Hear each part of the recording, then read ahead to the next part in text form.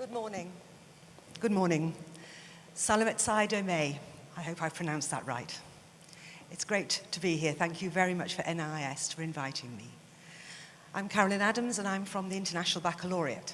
I understand that there are a small number of IB heads and teachers here today, so wherever you are in the audience, thank you for joining the IB world, and if you have an opportunity during the day to catch me to have a conversation, that would be great.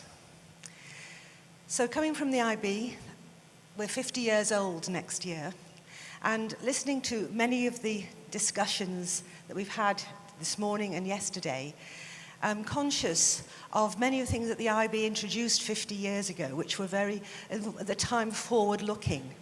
Inquiry-based learning, student agency, having a learner profile, looking at dispositions as opposed to just cognitive abilities, the importance of community service, and most important, education for a better world. Those were concepts that were introduced by the IB 50 years ago.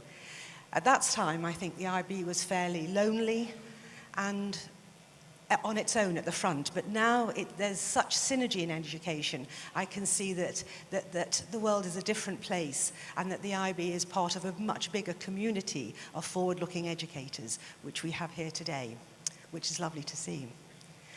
So I'm going to talk mainly about assessment, and that's because that's been my life's work. I've spent over 30 years working in assessment in various forms, mostly in the United Kingdom, working, and for 10 years I was the chief assessment officer of the largest of the examination boards offering A-levels and GCSEs in the United Kingdom. That was called AQA. And I led that organisation, the assessment strand of it, for 10 years. I then became the IB's chief assessment officer before I moved on, as you can see, to a strategy role. So assessment has been really most of my life. And in that time, it's not always been an unalloyed pleasure to say that I worked in assessment. Indeed, in many conversations with teachers, it seems to have the opposite effect. Many teachers dislike examinations. Many teachers feel that examinations dominate the curriculum, that they stress out their students, and that, they're not a good thing. Examinations don't have a great press when it comes to many educators. There's perhaps too many people here now, but perhaps I could ask you to just raise a hand if you've ever had the thought, I wish we didn't have so many examinations. Wouldn't it be nice if we didn't have so many examinations? I wonder how many of you have thought that. I see some hands going up. Many people perhaps feel differently about it. But as I say, examinations are not always well received. And what I'd like to spend some time doing this morning is understanding why that is. When they're so prevalent in our lives today, why is it that examinations are often not well received by teachers? So first of all, I thought I'd have a look at why we have examinations. Why do we assess? First of all, the first bullet point there is we have to, in society often, decide who we're going to invest in. So we have many people wanting to have particular positions, not as many positions as there are people. We have to decide how we're going to choose. And apocryphally, we believe the oldest example of that is the Chinese civil service. We heard yesterday about a Chinese examination that was a question that was 500 years old, still being used.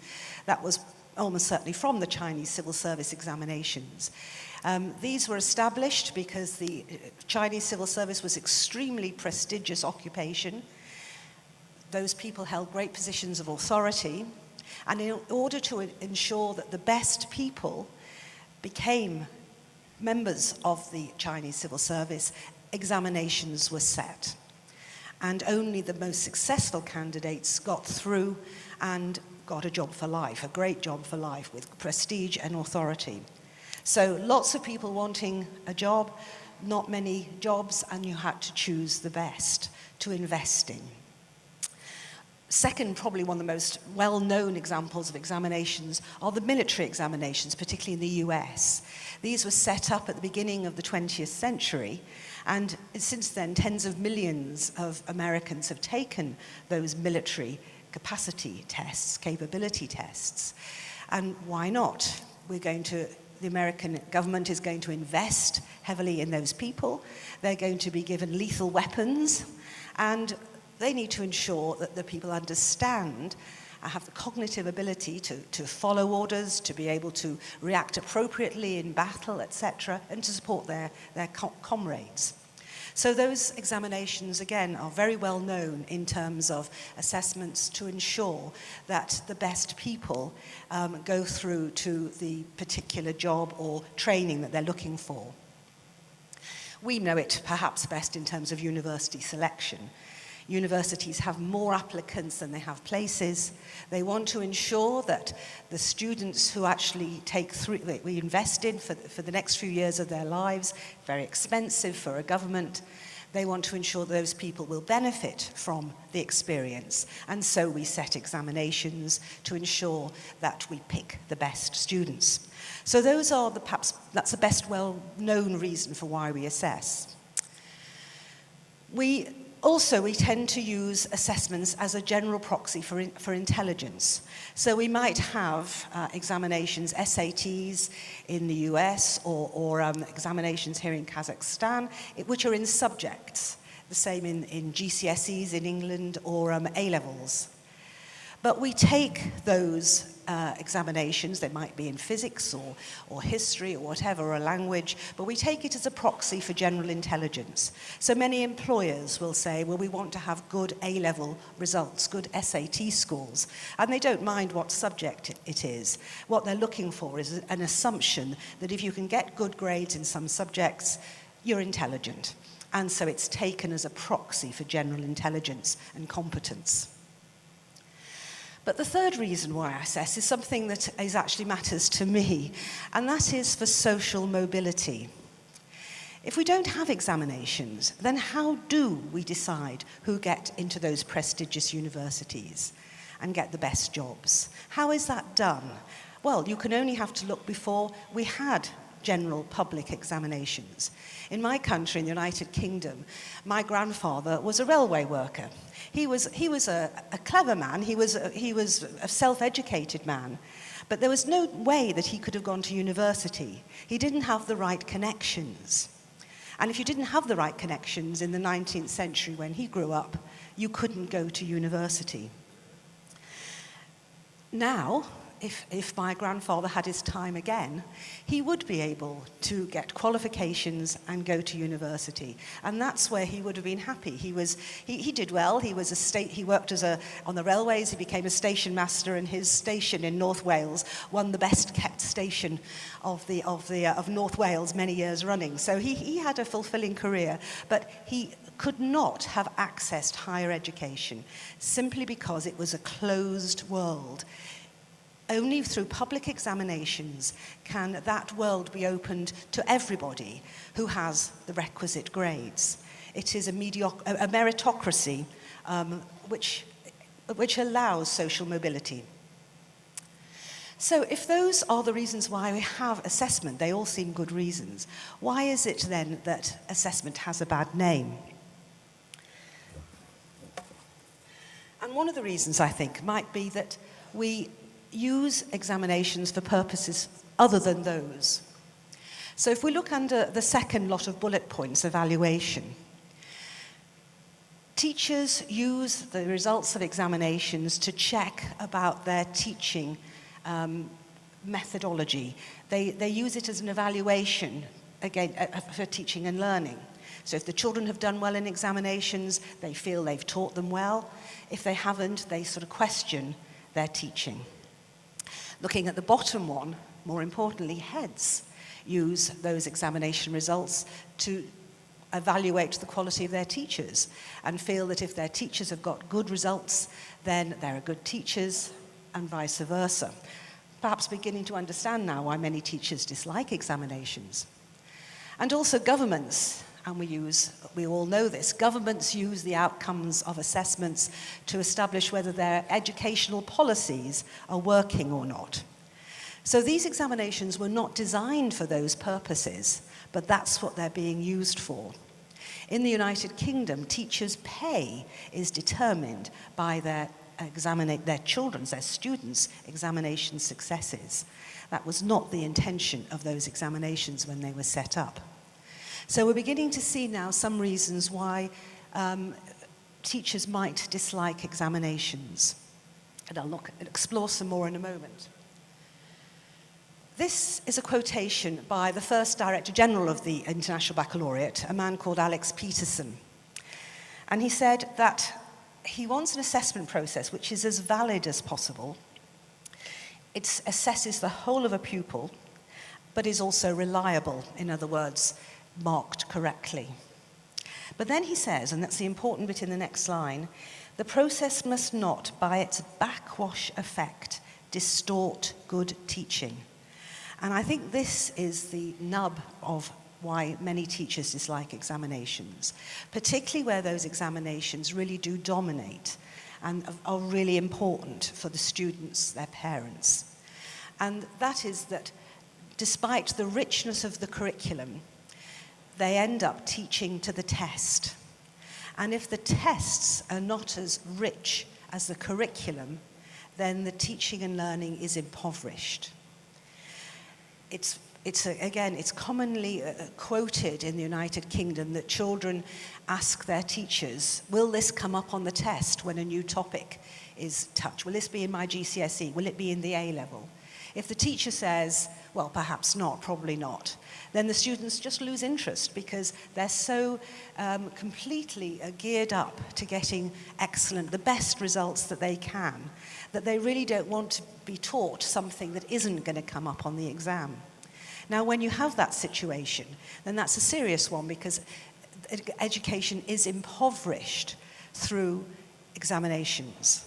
And that is perhaps one of the reasons why many teachers do find examinations something that they resist and they attack.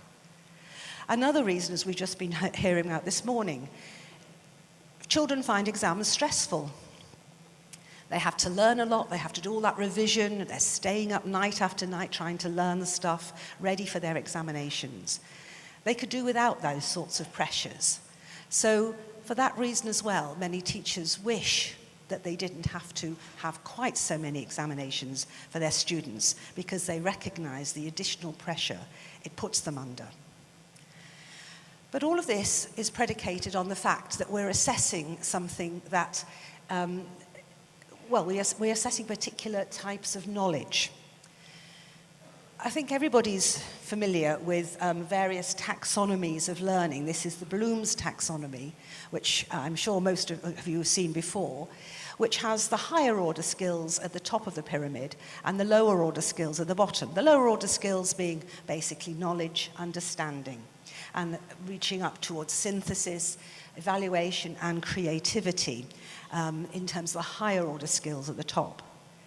Now, in teaching, in most curriculums and most pedagogical approaches, it's very important that children understand the higher order skills, and this is part of teaching and learning. But actually, when it comes to assessments, they are much harder to assess. So many examinations, not all, but many examinations default to the lower order skills of knowledge and understanding. They're easy to assess. It's straightforward to simply find out, does a child know something or do they not? Much harder to assess how well they're able to synthesize their knowledge. Can they create? Can they plan? Can they think evaluatively? Those are harder to assess, so you see those assessments less often. And this again comes down to why many teachers dislike tests, because they push them towards the lower order skills in a way that most teachers would far rather not, and we would rather they didn't as well. So that is certainly an aspect about assessment that is a problem. Indeed, assessment, anybody who's been involved in creating assessments, and as I've been doing it for 30 years, more than 30 years, I'm afraid, it's difficult. There is contention between the different aspects of assessment. So we have construct relevance. This is what we're assessing. This is the important bit, that we're assessing something that is meaningful to the student and that reflects their teaching and learning, something that's real and important, including the higher order skills. They're difficult to assess. So then you have, on the other sides of it, reliability and manageability. Those would lead us towards assessing, again, knowledge and understanding far more, because they're easy, they're quick, you can do it through multiple choice examinations very easily, and so they would lead us towards those sorts of exams. And then we have comparability, how to ensure that exams are comparable across years, across subjects, and how to ensure we don't have bias and that we're fair in our assessments, so we don't advantage or disadvantage boys over girls, or different ethnic or racial groups over other ethnic and racial groups in an examination system. So those are the different challenges, and examinations have to meet all of those in order to be well-designed, good examinations. And it's not easy to do that. And this is perhaps another reason why we often get it wrong.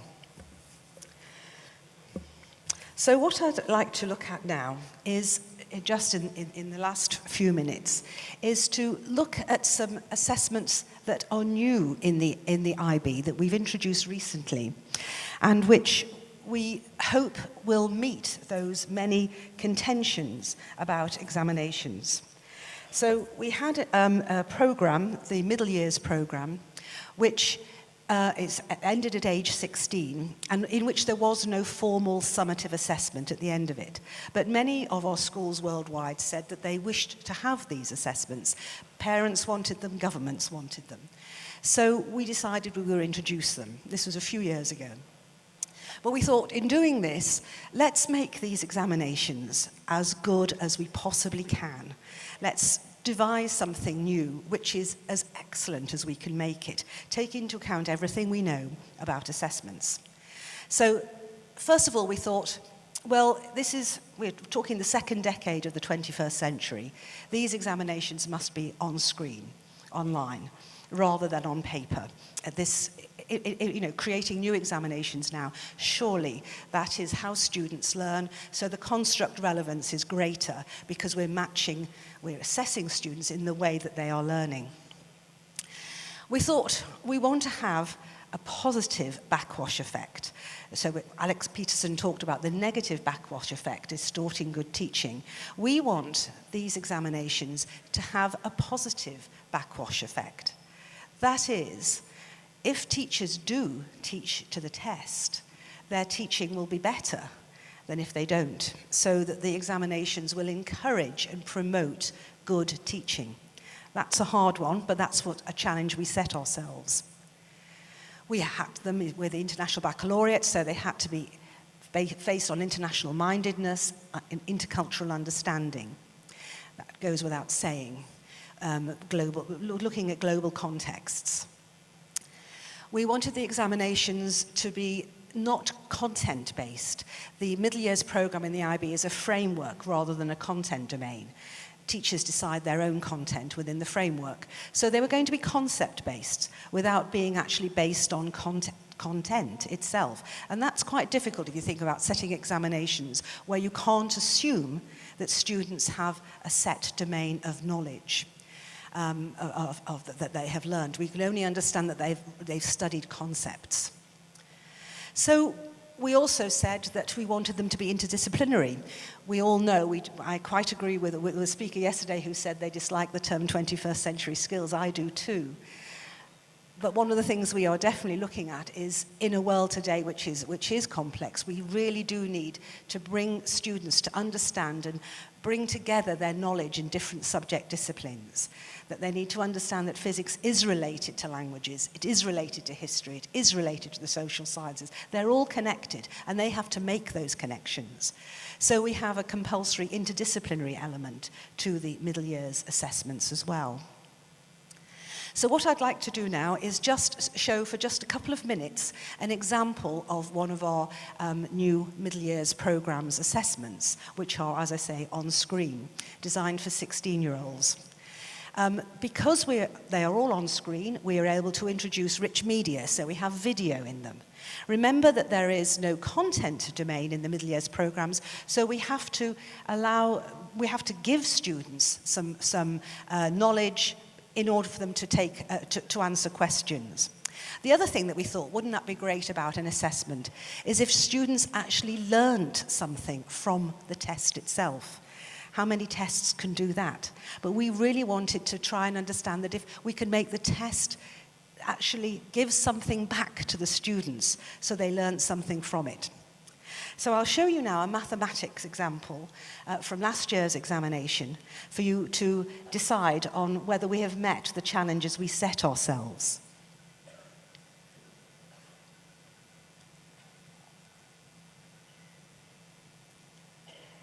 So this is how the examination starts. It's intuitive and it's easy for the students to navigate. So they can move within questions until they come to a video, and then they will play the video. This is a credit card. Credit cards are used to purchase items and are connected to an individual by the credit card number here.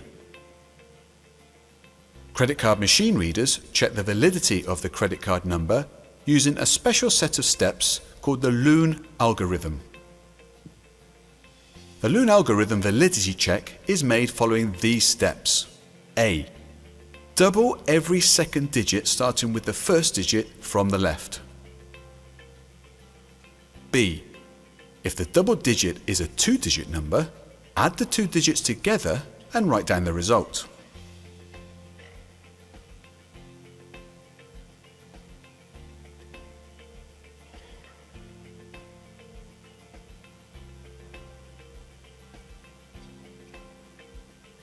C. Add all digits together to find the final total. If the final total is divisible by 10, the credit card number is valid. If the final total is not divisible by 10, the credit card number is not valid.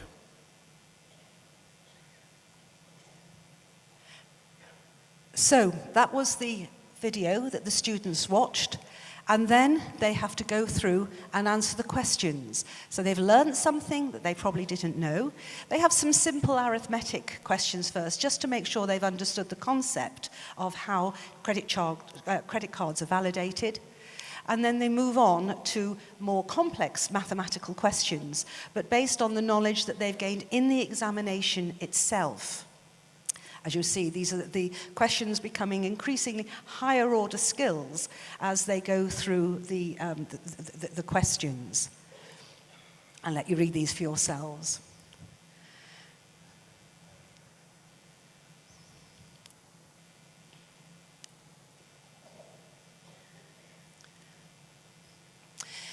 Then they move to another question. When they've been able to answer that question, they can go back to it at any time. They have another video which they play. Water towers come in all shapes and sizes. They are a scientific innovation to improve water pressure in community areas where there is unreliable water flow, typically in low-lying areas. Without the intervention of a water tower in these areas, water would flow very slowly from the taps. In this question, we will consider a water tower constructed as an elevated spherical water tank that is supported by a tall cylindrical base. An electric pump is used to pump water up the cylindrical base and into the spherical tank at the top. If there is an interruption to the electrical supply called power outage, the pump cannot pump water up to the spherical tank. In this question, you will make calculations for the volume of the spherical tank. In this animation, you can see some important measurements that will help you.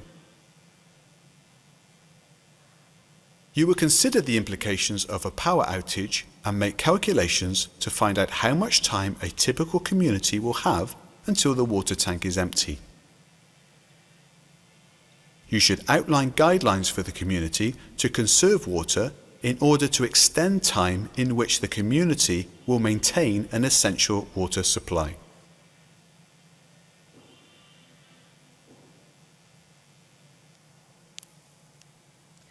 So that's the video, and then the candidates go on to answer questions based on it. So again, they've learned something, they understand something, but also, in addition to the straightforward mathematical questions, such as this trigonometry question here based on the circumference of the water tower, we introduced some environmental issues in terms of how much water a community might use for different purposes. And the candidates are asked to use their mathematical understanding then and apply it in this environmental setting.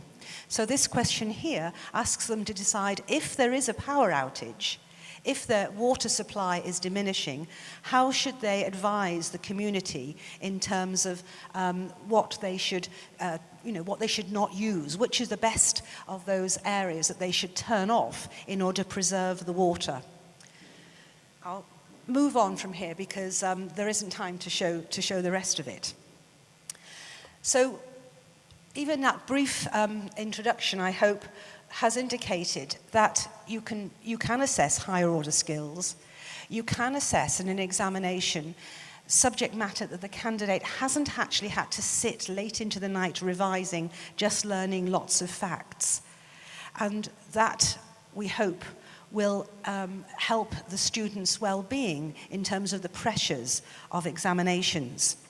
If I could just give a quotation from the students themselves who completed a survey after this particular examination.